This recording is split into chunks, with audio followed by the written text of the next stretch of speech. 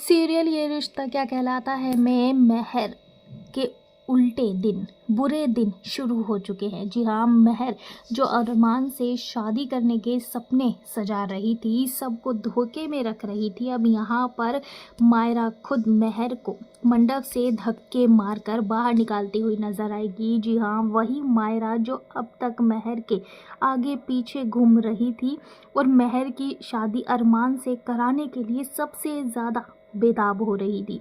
जैसे ही महर का सच मायरा के सामने आता है कि महर एक झूठी मक्कार और कातिल है, उसकी असली जगह जेल की सलाखों के पीछे है, ना कि पोद्दार हाउस में। ये जानने के बाद अब मायरा अबीरा से माफ़ी मांगती है। और इतना ही नहीं दोस्तों, कहानी यही नहीं थमती है। मायरा खुद महर को धक्के मारकर घर से बाहर निकालती है।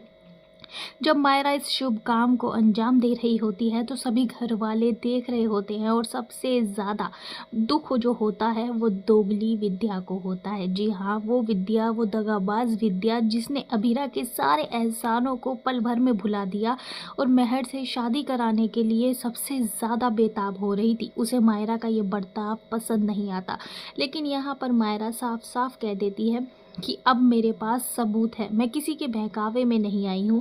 मैं जानती हूँ कि मेरी लाख शिकायतें हैं अपनी माँ से, लेकिन मैं ये भी जानती हूँ कि वो झूठ नहीं बोल सकती।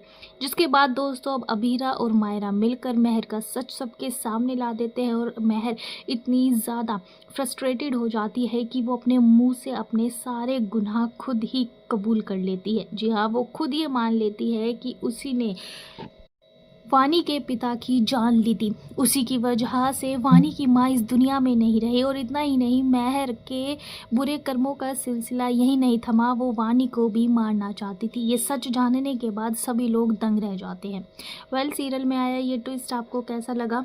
कमेंट सेक्शन में अपनी राय ज़रूर से ज़रूर दीजिएगा।